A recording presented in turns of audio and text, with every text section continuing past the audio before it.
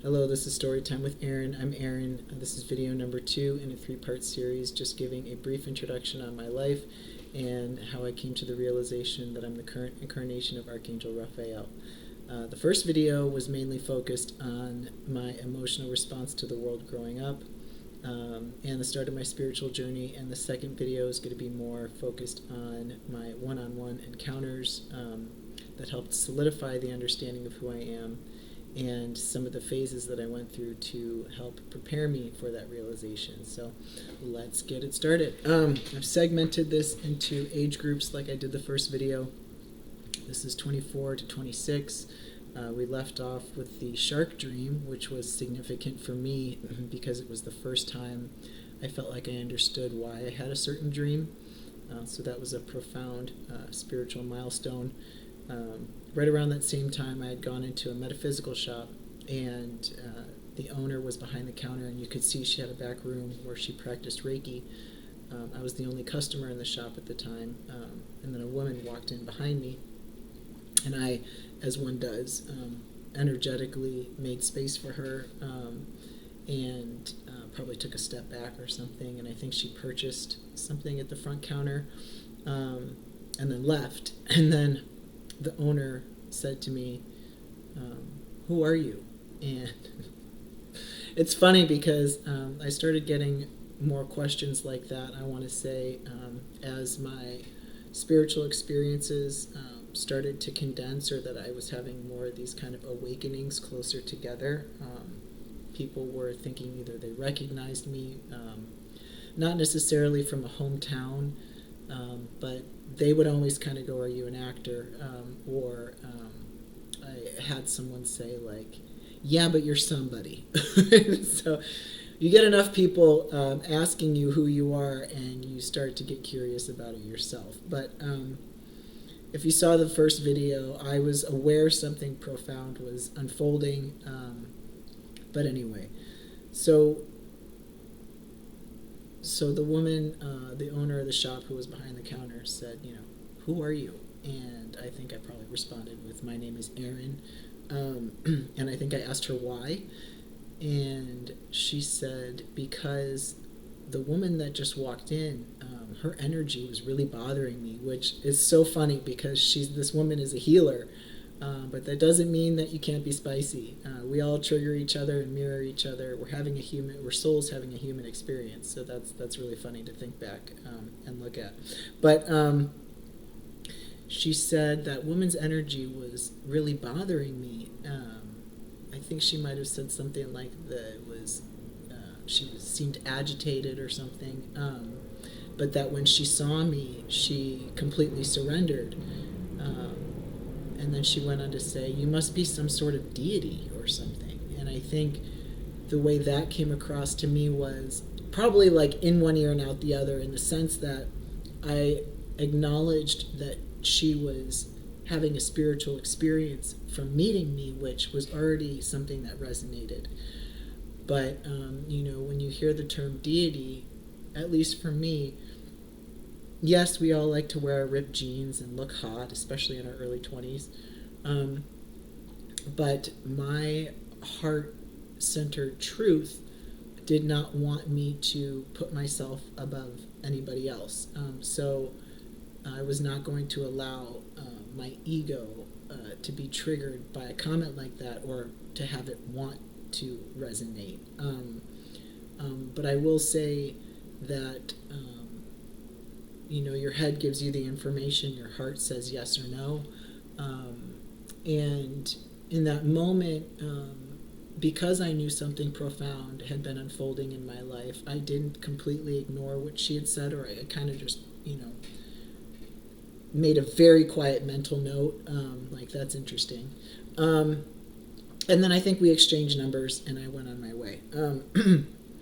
Right around this time, I wrote something I referred to as the mountain poem, which I described that there's this music playing in my heart, and something tells me that I need to climb the tallest mountain and fall to my knees and let it all out. And that comes into play later. But I was living in the state that was next to the Pacific Ocean, and this is, again, between 24 and 26, and so I moved back home to my home state for a few years. And when I got back there, I went into the local bar where my dad would often have a glass of wine and talk to some of the people from my hometown. And when I walked in, this gentleman who maybe was like 65, 70, stopped me in my tracks and shook my hand and started to cry. Had like a tear come down his face. His eyes were getting watery. And he said, what you found took me an entire lifetime to find. Who are you? I'm Aaron. That's my dad. He went over to my dad and said, this is your kid. And my dad said yes. My dad's so, he's a funny guy, but he's so serious with his tone sometimes. I think I picked up a little bit of that from him. But anyway, so he said, this is your kid? And my dad said yes. And he's like, unbelievable. And my dad's like, I know. So that was a proud moment for me. Okay, so where are we at? 27 to 30. So I just moved back to my home state. I was there, I want to say like 3 to 4 years or something. But during the time I was home, I was at a different bar / restaurant where they have volleyball leagues, so you can get some people together and compete and stuff. And I was sitting at a table, and this girl at another table came over to me and said, "Are you single?" And I said yes. And she said, "I have a friend I think you'd really be interested in." I wanted to say maybe she said that would really be interested in you, because it's like I feel like she would know her friend more than she would know me. But I think she said that I think you'd be interested in. And asked for my information. I gave it to her. And I don't know if she texted me and got my email or got my email in that interaction, but point is that I get this email from her that says, "I know this might seem strange, but I want to tell you who I think you are, and if it aligns, great. If it doesn't, or if it resonates, great. If it doesn't, no big deal." And if you understand my story up to this point, this is like another thing unfolding. So it's like, her saying, "Oh, this might seem strange," is like, no, not strange here. But at the same time, like growing up in a, blue collar suburban American childhood, I'm, busy with the, paying the phone bill, who I might hang out with that weekend or whatever. I'm simultaneously having a spiritual experience, but I'm in my early 20s, or my mid 20s.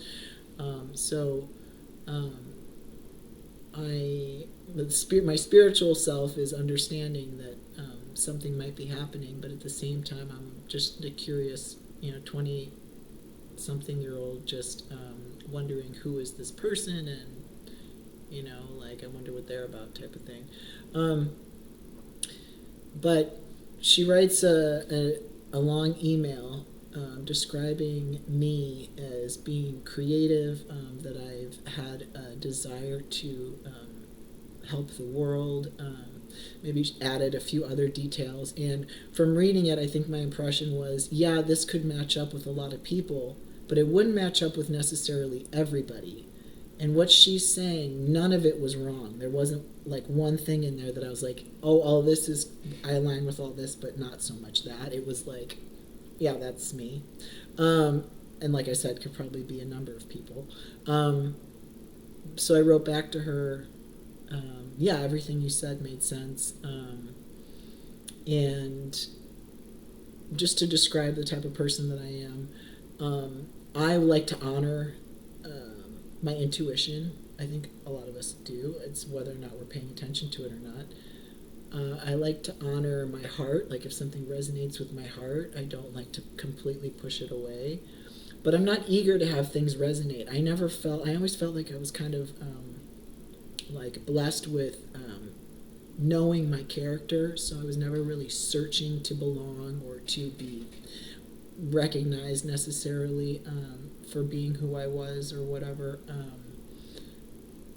I always felt like I kind of had, some hidden talents and two parents that had these really colorful personalities that I could emulate. And so I wasn't seeking to have anything resonate. And I know that there's this phrase out there, receiving something. So it's like you can hear something, but whether you receive it is up to you. So wasn't eager to have it, to receive it, but did acknowledge that what she was saying was true. And so I said, yeah, all that made sense for me. And then she responded with, I think you're a Syrian starseed. And then her and I became really close friends. But that was the first time that I heard about the starseed thing. And actually, her and I ended up hanging out probably like every other night, or like 4 nights a week or something.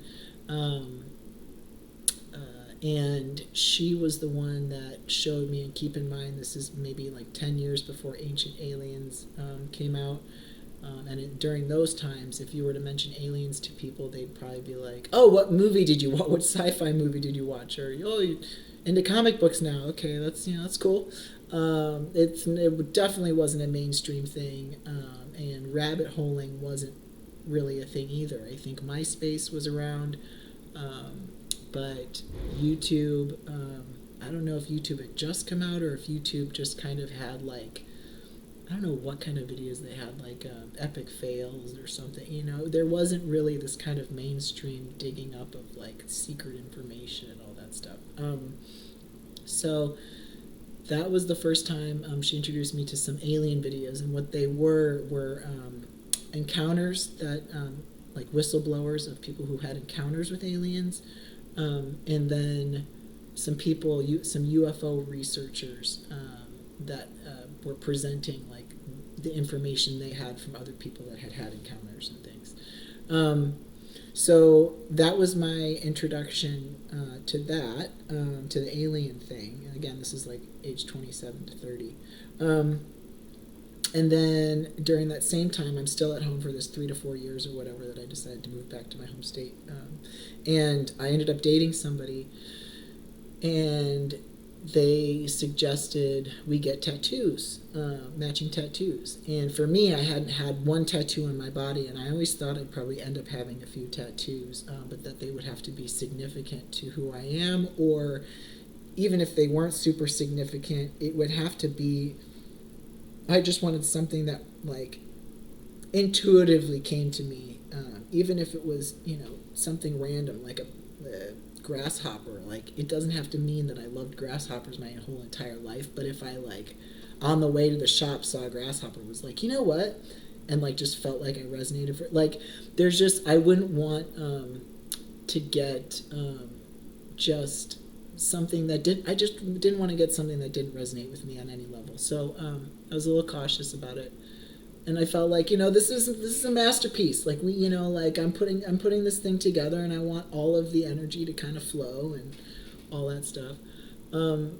But so we were talking about like what we would possibly get, and I mentioned that, because I think like words came up, like wording, and I said, how people say love is the highest vibration. Well, I always felt like there was something greater than that or higher than that, and that love is just a part of this bigger picture, and that there's something greater than love. And to me, it's interesting because now that I think about it, it's still kind of that idea that I have of something being greater than love. It's still, I have love for that feeling. It doesn't mean that feeling is love, but love is a part of that feeling, and thinking about that feeling makes I have this feeling of love for it, but it's in its own right, an energy. But she said, why don't we just get that? And I said, what? She said, something greater than love. And so I wrote it in my handwriting on a piece of paper, and the artist, like however they put it on you and then copy my handwriting. I'll show it to you guys. But so it's basically this right here, and I actually fell on a stick when I was camping and got poked. But it's funny because I've been thinking about whether or not to turn that into something. Could be like a shooting star. Anyway, and later, just not to get too off topic, I was watching an Instagram video, and this girl was saying that they were testing the frequency of certain vibrations, and that love was something that they tested. And she said, and this is like, keep in mind, I don't know, I saw this Instagram video maybe like 2 years ago, and this conversation I had with this person was like, so totally piqued my interest, because I was like, oh my God, and for a while we've been able to, like, the sciences have headed towards like frequencies and measuring, mothers, seeing if they could measure mother's intuition and how that all works and all that. But anyway, she said, yeah, love is a high frequency, but the highest frequency they were able to test, and I don't know how they tested it, but she said, and it beats love by a long shot, was the energy of authenticity, which completely blew my mind, because I'm like, that would totally be a higher vibration, or the highest vibration, because that would be in alignment with everything. Love is this like high frequency direction or exchange, or encompassing whatever form it takes. There is a delivery system, I feel like, in some way, shape, or form, where like, if it's all encompassing or just exists as like life itself, it could be still kind of like an active energy, or a interactive energy or something. But authenticity just is. It is what it is. There's nothing, it fits right into the flow of everything.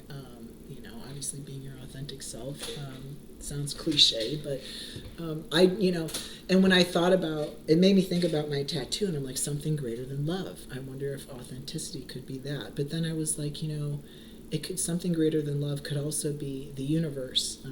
It could also be destiny, because destiny, fits into, if you're walking your path, you're basically being authentic. But destiny would be more of the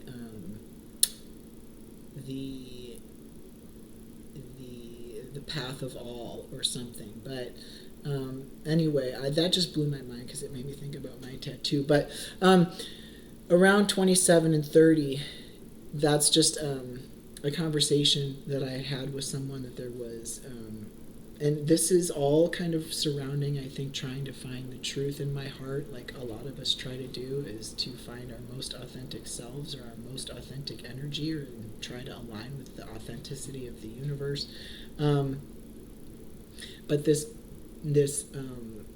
obligation that I had in my heart, this sense of the ultimate truth, if you will, I think that's what I was trying to express or describe when I was having this conversation with this person. So it just kind of just adds to, the type of person I was, or emotionally, where I was at that time. And so after being home for a few years, I decided to move back towards the Pacific Ocean, to the other state. And now we're at age like 30 to 34. So I moved back to this other state, and I go in to get some dental work at a local college. And it's great because it's less expensive, but like, if people don't have a lot of money to get a bunch of dental work done, the students are required to do a perfect job, or they don't pass their course. And they usually have all the latest technology and use the latest techniques and things like this. So it's a very good place to get either therapy, or like when I went to see, when I had that shark dream, I went to a college to do that, and it was free because I was working with a grad student, and that grad student was amazing, and I probably talked more to that grad student than I had to any other therapist I'd ever been to. But anyway, so I go to get some dental work done, and I'm sitting in the chair, and this older gentleman who was a supervisor walks past the chair, and he looks at me and goes, huh. I'm like, at this point, I just started, honestly, and it might sound weird, like I'm, I don't know what I'm trying to say, like I'm some sort of holy man or whatever, but I just started nodding to people. Like if they felt like they recognized me, I'd just go, yes. Like kind of give them this nod, like something is happening. I don't know what's happening, but it's happening. And then he walked away, and then near the end of my treatment, he walks back and he's like, that's what it is. And I was like, what? And he said, you're an old soul. And I said, yes. At this point, I felt like I understood I was an old soul. And also felt like he, was recognizing that, and that something, profound was happening. And so it was all, a yes thing. Okay, so I've gone over a few encounters I've had with people. So again, this is 30 to 34. I'm living back in this other state near the Pacific Ocean. I go and I get the dental work, and then I get into this phase, this research phase, which I think a lot of us go through. This isn't necessarily rabbit holing yet. This is more, I think, like my intuition has guided me to certain experiences and information to help me service my path, but also like to just develop me bit by bit, like my character and my understanding. But this was like I was intuitively being guided to collect, like, not information from the ethers, but like from the internet. So it was like, okay, research, and my ancestors in this lifetime are from Ireland, and I have a lot of pride about that. But it was, okay, so you need to research some history and like ancient myths. So I started, I think, with Ireland, and then looked into like Egypt and the Vikings, and I don't know if I touched, or not Egypt, Greece, and like the Vikings, and I don't know if I touched back on Egypt or not. But so I'm collecting all this information, and I'm starting to notice that there's a lot of synchronicities with this information, about mysterious people, islands, experiences people were having, and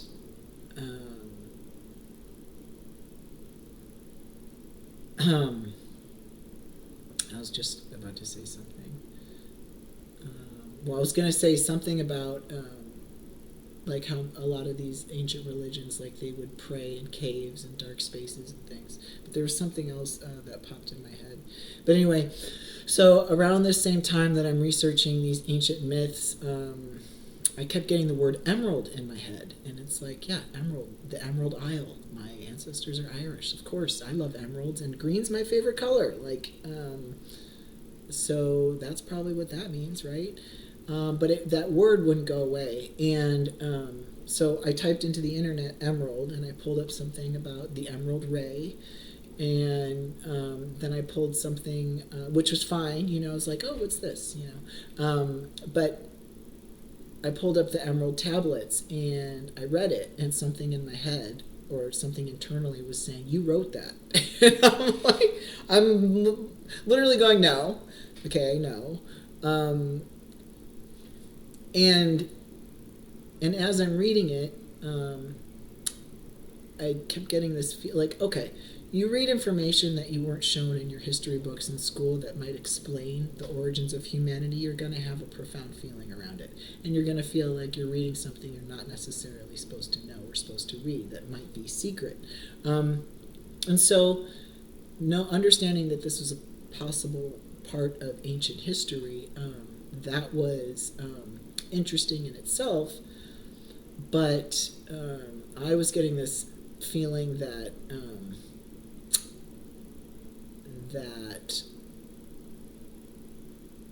like this heavy sense of all the things that you've been experiencing growing up, like this is a big part of that.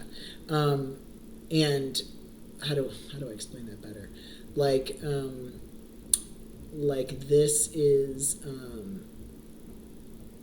one of the key pieces that, and again, it's a key piece for a lot of us, because of how old this, text could date back from, and the fact that it could be from Atlantis and all these things. But there was something, okay, let me go into this. So there have been a few situations that have been presented to me, or leaders or people from history that I had certain feelings about, and sometimes defensive feelings about. I had zero interest in this person. Like after knowing that they existed, had no interest like in looking them up and what they were about or anything like that. But I would have this feeling of like you're not going to tell me about that, and I would just kind of brush it off like that doesn't mean anything to me. It was almost like this defensive kind of like I would push it off more than I would just any other information that was I was being intuitively guided to. It was almost like I had already an opinion on it, so therefore I didn't I don't want to say didn't want to be instructed on it, but it's almost like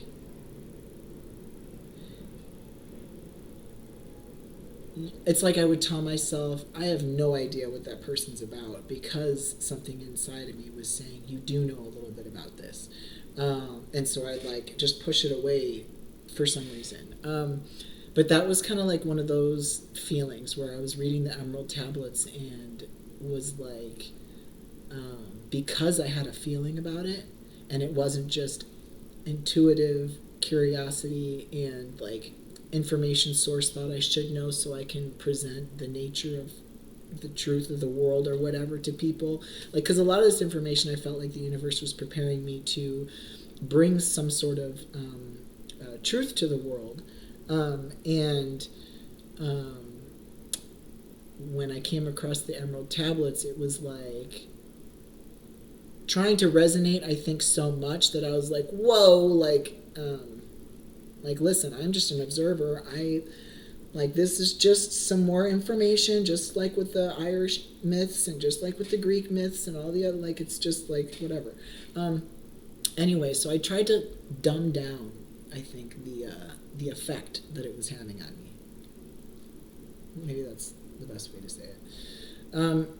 Okay, so I come across the Emerald Tablets, and then around the same time, I started watching YouTube videos, and I had never really been into YouTube, but I think I looked up some stuff on, I think that's where I was accessing some, I started with the internet looking up ancient myths, and then I think I went to YouTube and found some videos on ancient myths, because I was like, oh, maybe YouTube will have a little cartoony video and describe who these people were or whatever.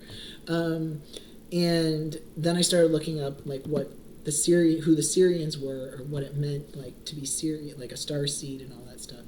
And I remember seeing this video, and this girl was saying, oh, you'll know a Syrian when you're around them, because their energy is very much like the ocean, or can sometimes feel like a whale, these big kind of flukes and I was very much into whales and sharks in the ocean growing up, so I was like, well, that resonates, that's definitely a thing. So if my friend thought I was a Syrian starseed, I could see, there's a synchronicity there. And didn't make the connection that being into Egypt when I was a kid, that they revered the star Sirius. Did not make that connection at all. That these puzzle pieces are still all floating around. Nothing's fitting together yet. So then after I was exploring the ancient myth stuff, I started rabbit holing deeper on YouTube. And then I was coming across all these Illuminati videos, secret society, secret government, blah, blah, blah. And most of the videos were doomsday, you're being controlled, and we're slaves to the system. And of course, we all know large corporations, and it could be usually about the bottom line.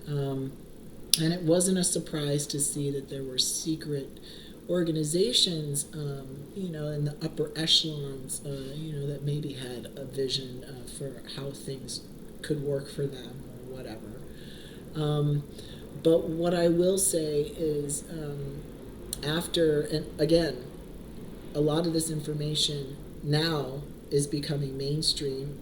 I was fortunate to be previewed to this, and I don't know if fortunate's the right word, but I'm also not avoiding the word fortunate because I think it's all bad. So like, let's just understand that. But what I'm saying is, I came across this or some of these videos. What's this? 30 to 34. I'm 42 at this point. So this is like, So this is like, I don't know, a good 8 years, 6 to 8 years before it became mainstream, and like appearing on some other, media networks and whatever.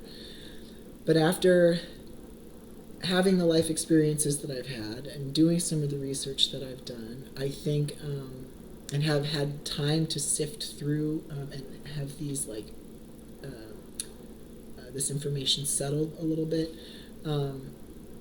What I feel like I've come to the understanding too is that humanity is caught between a war, an ancient war between science and spirituality, or science and religion. Not necessarily spirituality, but science and religion. And it's hard not to be, manipulated when you see something that's so doom and gloom and making you feel like you're not in control of your own life.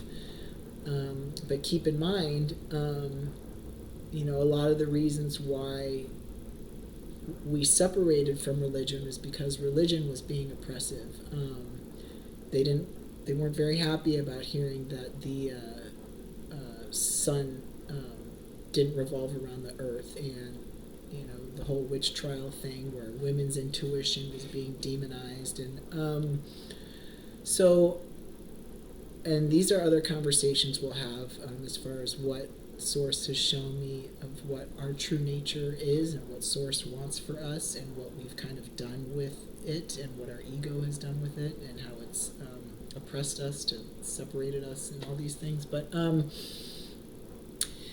what I can say is that I feel like that religion would have you hate the Illuminati, and I feel like the Illuminati would have you hate religion, and both have oppressive tendencies, and have, I think, people in these institutions that have used it for their own power or greed. But I think that there's also very liberating parts of science and religion. And so I think it's more up to us to figure out what pieces were originally meant for us. Like when I was little, I always thought, oh, well, Jesus, he probably existed, but I don't think he'd be too happy with the way that people are using his name to kind of oppress other people. And so secret societies have the ability to get twisted just as easily as religion has the ability to get twisted. And so I think after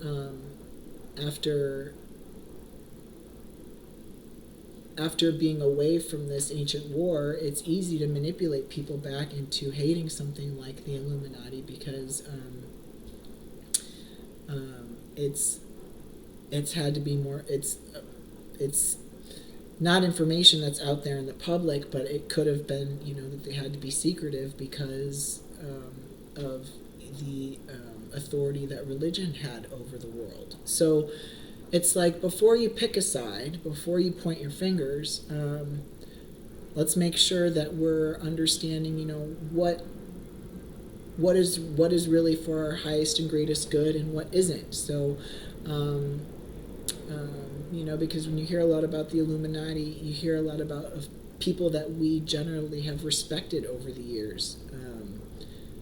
And you don't want to just hate those people because they were a part of the Illuminati. So I think when it comes to institutions and practices like science, the sciences, and religion and things, we just need to take what's good, what's for our highest and greatest benefit, and leave what's not meant for us. Systems should be put in check, just like everything else. But you can't completely, from my opinion, get rid of government because there are religious, fanatical institutions that would love to just take things over and tell us how screwed up we are, and create all sorts of separation and shame and hate. And you can't just let money-making machines of secret societies run things, because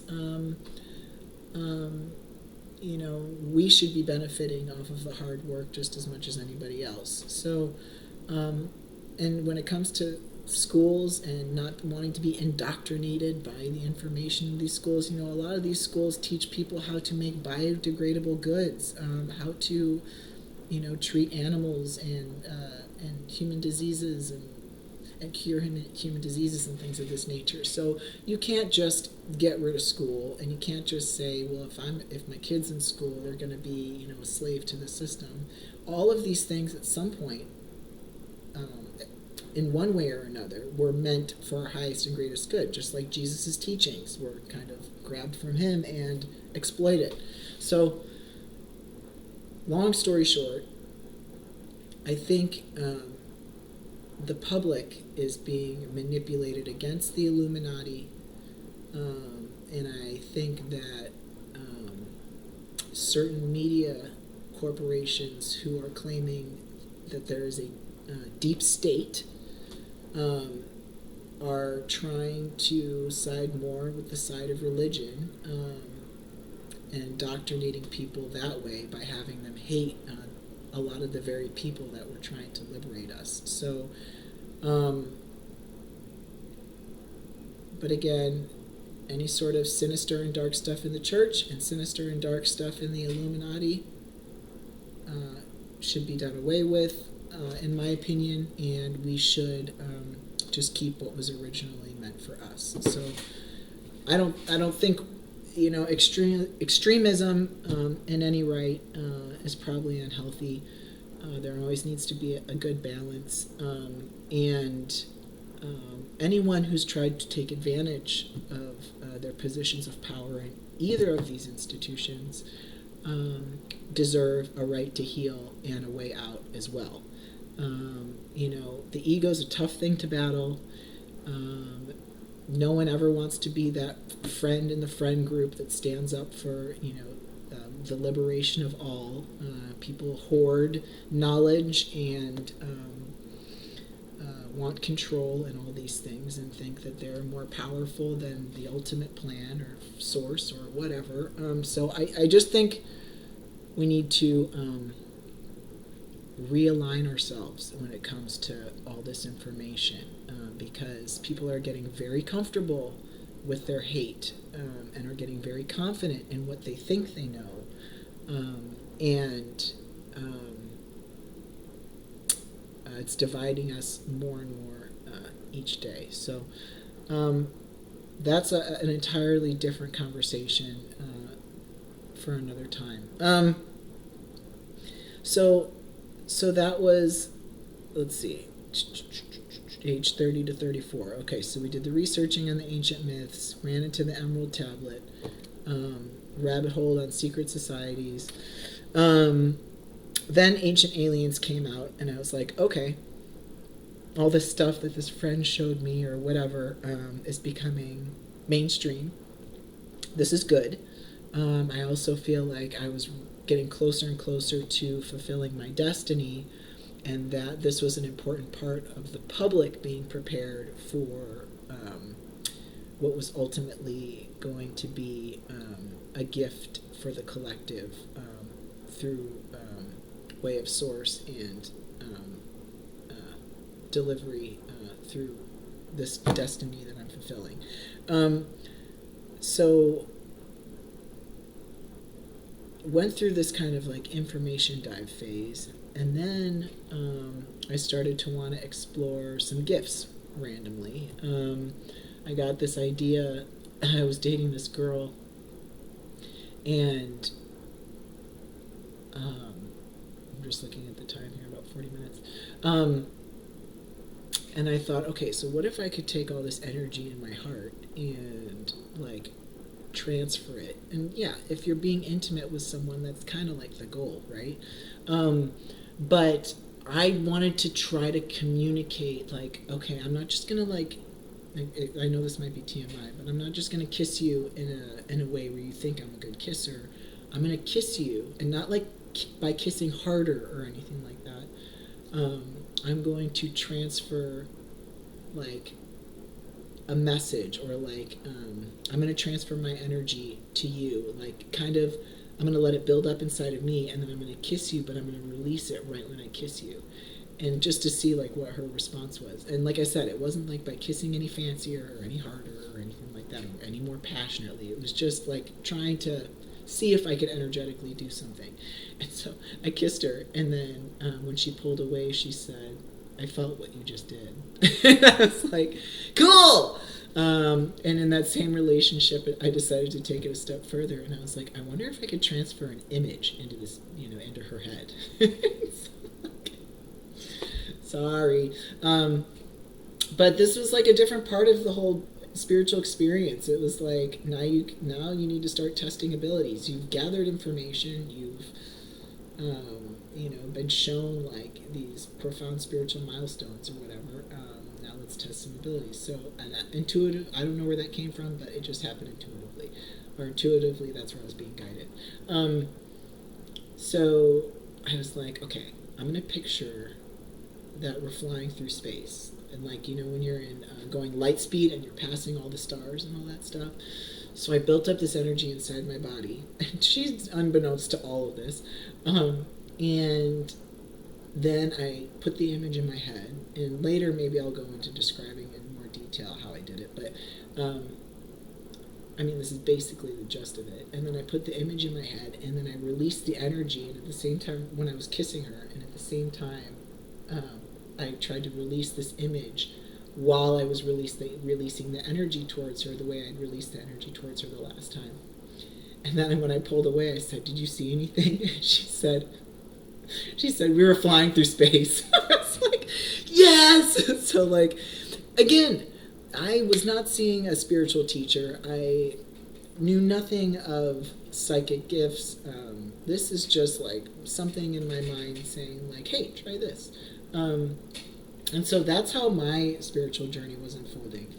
And later became introduced to psychic abilities and was like, oh, okay, like, I think I have a little bit of that. Or as things started to open up, and I would look it up and be like, oh, that's what that is, or whatever. Anyway, but at this point, I'm just intuitively being guided to try to transfer an image into someone's head. Okay. So that's 30 to 34. Thanks for hanging. 34 to 36. I go into Trader Joe's, and there's a younger guy, maybe early 20s, at the mini coffee bar. We have like the coffee bar. We have little mini cups, like single serve cups. Anyway, he pours his cup of coffee, and I'm in line behind him, and he turns around and he goes, "Oh my God." It's like, what? And he's like, "I feel like I've been asleep my entire life, and making eye contact with you, I just woke up." And so that was another profound experience. And then not too long after that, around that same time, I went to San Francisco Pride, and I was at a bar, and this girl from across the room comes over to me, and she's like, "This might seem strange, but this is something I want to say to you," or something. I'm like, "No, it's not strange," blah, blah, blah, blah. And she starts crying, and she said, "You're a really beautiful soul." And she said, "I'm a medium." She said, "And you're a medium." And so I had never associated myself with being a medium, but I knew that I had gifts. I knew something profound was happening. And so I acknowledged her in some way. I said, I didn't acknowledge myself as a professional medium, but I just said, like, yes, like I'm aware that something is happening, or that, I'm in tune with something. I said something along those lines. And then it was funny because, and not that this serves any purpose, but she was looking at me, and she's like, "Hold on," and she's like scanning me like visually, and she's like, "Everything's good," but like, and she was pointing to my ankles. She's like, "But something down here isn't good." And I was like, "That's funny because I'm not happy with my socks today." So anyway, just another encounter. And then I think in that same San Francisco Pride, that same evening, we were in line to go somewhere. It could have been, I think, shopping or something. And this kid turns around and goes, "Oh my God, your face!" I was like, what is happening? But it was just another, I don't know, experience. But so 34 to 36, we get back from SF Pride. This is probably a few months later, and I'm watching the news, and it says there's a whale trapped in the harbor, an adolescent whale, not a baby, not an adult, an adolescent. And they showed on the news he was kind of like rolling. He looked in distress.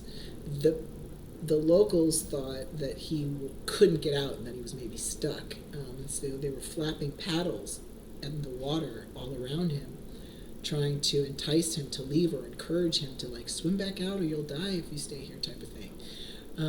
But I had been intuitively guided during some of this information searching on the internet to explore why whales were breaching themselves, and I came across this guy who used to be in the Navy. You might be familiar with him at this point, but he thought that the sonar from the military around the world was affecting the whales, and that's why they were beaching themselves. And when he would go out to these locations where the whales had beached themselves, he started to notice that the government guys in hazmat suits were going out there to try to collect information before the news crews and everyone else got there.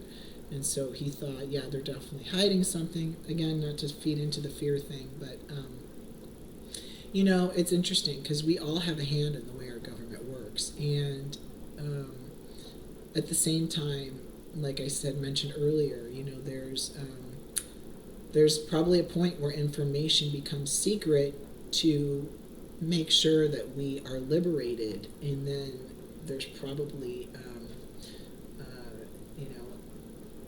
egoistic intentions around that keep the information secret for longer than it should be, and then it becomes a power thing, and then of course we got the military or whatever.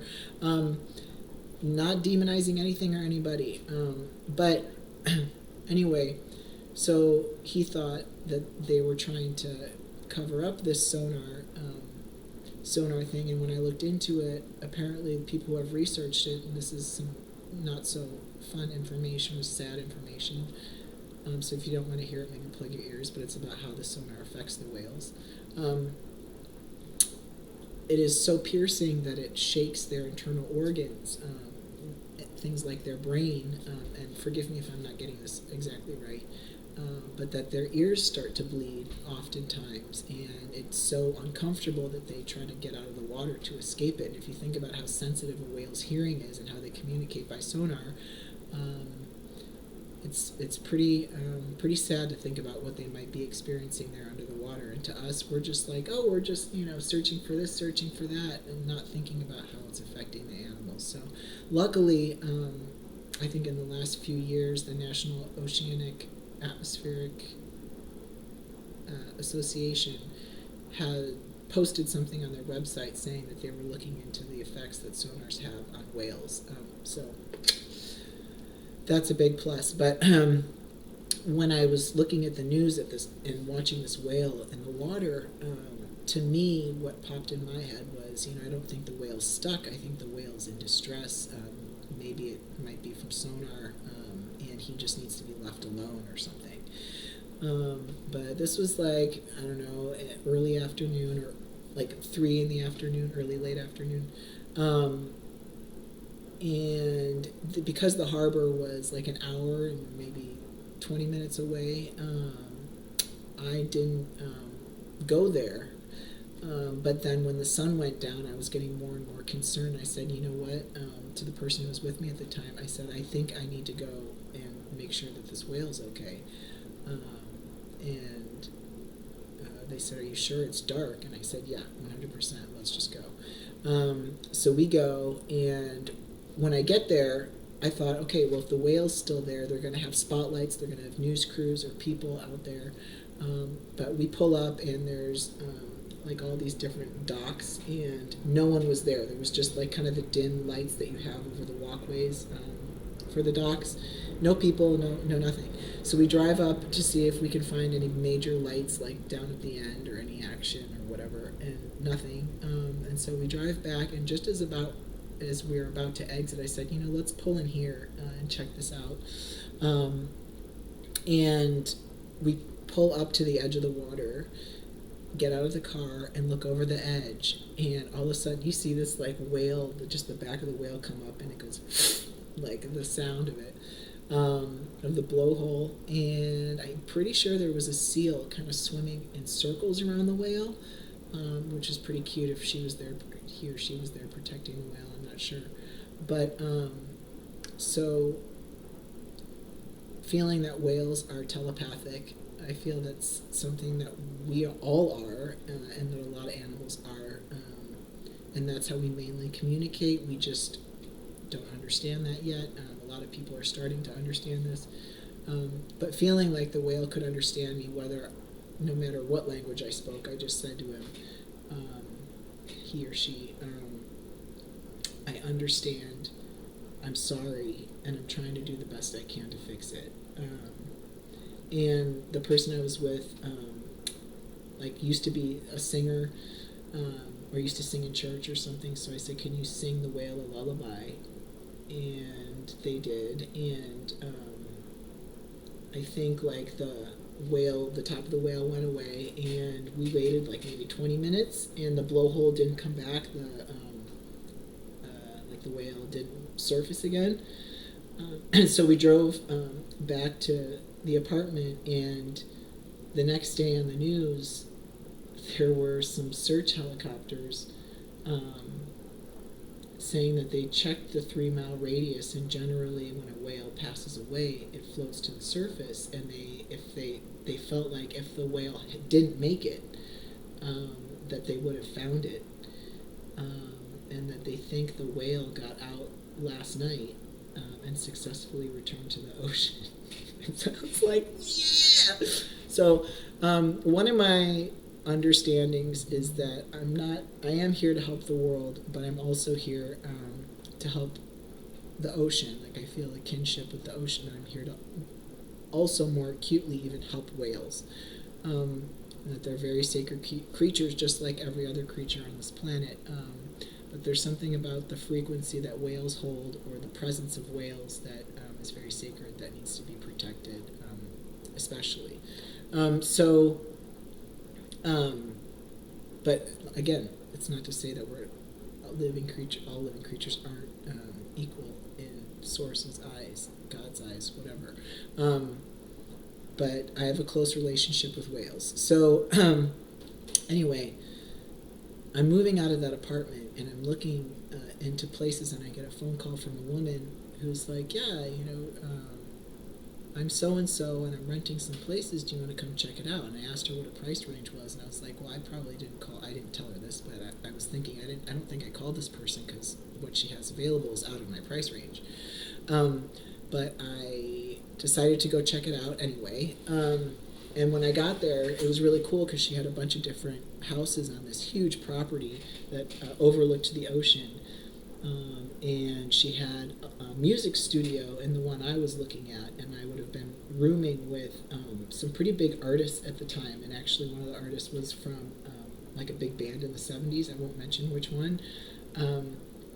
But I would have been able to record music. And I grew up actually playing a little bit of the drums because my mom dated this guy who had a huge drum set in our basement. So when Nirvana first came out, I was down on that drum set, like, practicing, and always wanted to either be a drummer in a band or a singer in a band.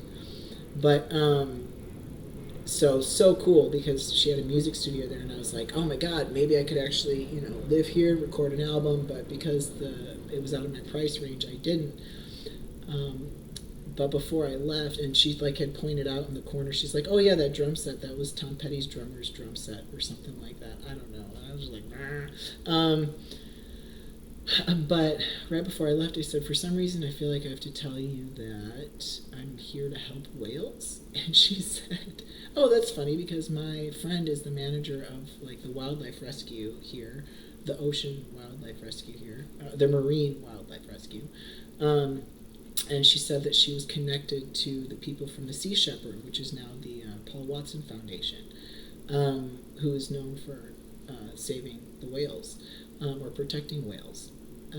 So that was significant. We exchanged numbers. And, I think when you're simultaneously having a spiritual experience or walking the spiritual path, especially when you're in your 20s and 30s, it's hard to, when you're trying to just work and pay the bills, it's hard to accommodate everything that you're being called to.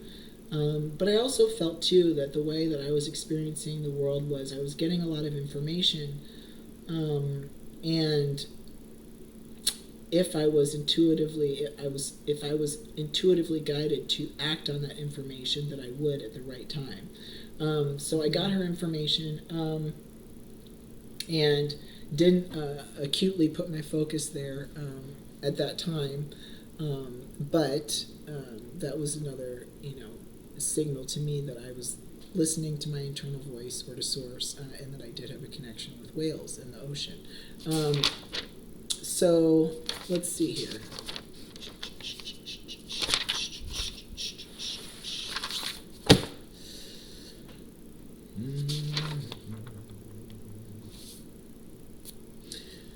Okay, so this is age 36 to 38, and then we will, well, you know what? I think we might leave this video there.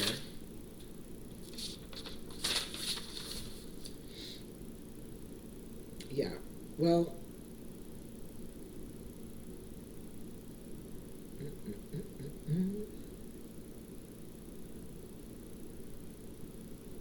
Okay. So we're gonna kind of break the 36 to 38 up a little bit. So I'm looking for this apartment. So this is a new age group, 36 to 38, and then we'll go into the final video. So I'm looking for a new apartment, and as I'm moving out of my old one, I'm in the elevator, and there's this guy with a wolf necklace who is asking me if I'm moving out and if I'm interested in a roommate. And the fact that he had a wolf necklace, I'm just thinking, this guy's probably real cool, real down to earth or whatever. And it was later that I realized how significant the wolf is for me. One, Sirius being the dog star, that's something that I realized later. It had a significance with dogs. And then I think in the Chinese calendar, I'm also a dog. Also in high school, the best class, or the class that I always did the best in, was English class, as I struggle to speak. And I wrote a essay about having an encounter with a wolf when I was camping at Yosemite, and I still to this day don't know if it was a wolf or coyote, but I feel like I had seen coyotes before, and they were a little bit smaller. But for some reason, and I wouldn't have been threatened, and not to say that I was completely threatened by this experience. I'll go over it real quick. But I was camping with my uncle. I think I was in 8th grade, and it snowed. We were winter camping, or camping during like the beginning of winter. We didn't expect it to snow, but it snowed. And so he went to go get some firewood at like the local whatever market, and